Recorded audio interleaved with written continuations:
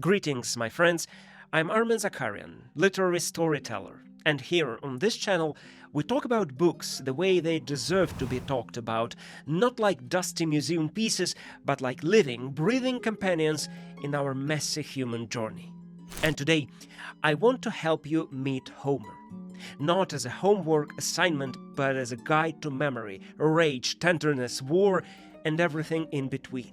Let's break it down and see why the first sentence of 100 Years of Solitude is one of the greatest in literary history. The moment you read it, you are already caught in the novel's current, swept along by its rhythm, its beauty, and its irresistible pull into the world of Macondo.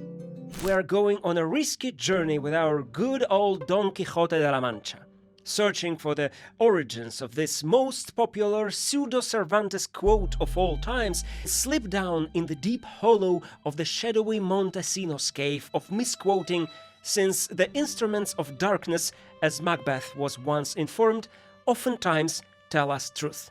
That book was the second volume of In Search of Lost Time, within a budding grove, by a man who had never gone to war, who was too sick to get up, and who seemed to write not with ink, but with memory itself. I want to talk about one of the most difficult arts in writing, the art of ending.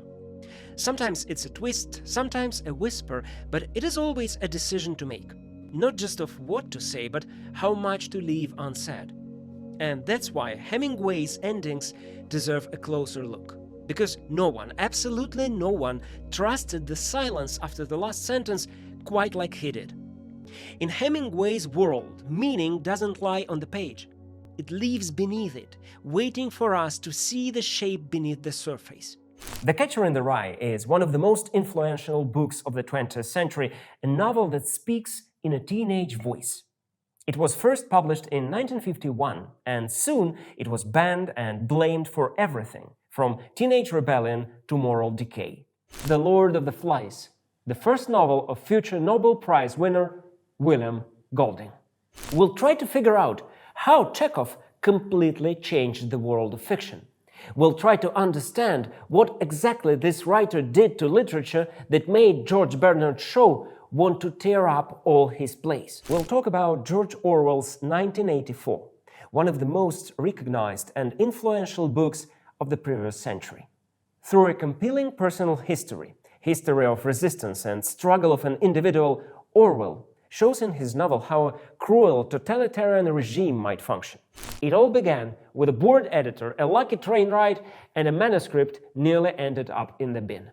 That book is Ulysses by James Joyce, often described as the most difficult novel ever written. And by that same logic, Ulysses isn't even the most difficult novel written by James Joyce himself. His novels became some of the most influential and prophetic in the history of literature. He captured the emotional blueprint of the century before it unfolded. The trial, the castle, the metamorphoses. These are not just stories, these are emotional landscapes. This is a story that once rocked the entire continent and then got lost in time. We'll talk about the Reuchlin controversy, the pamphlet war that shook Europe, and the Letters of Obscure Men, one of the strangest and most stunning texts of the age. That voice of a great book, it leaks through,